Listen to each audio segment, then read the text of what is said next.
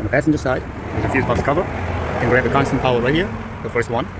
The ignition, the lighter plug is ignition. So we're gonna run the ignition wire and also reverse wire and reverse light on the top. The dash cam clips onto the existing mirror. Big connections. One's a hardwire power, the other one is the rear, another one is the antenna that goes on the dash.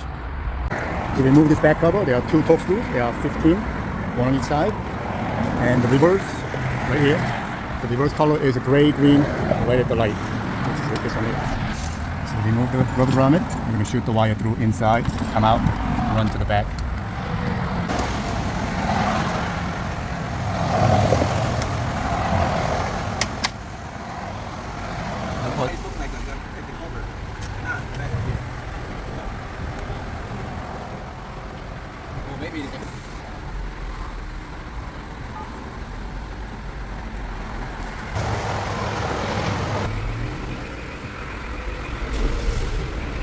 Whose idea is that?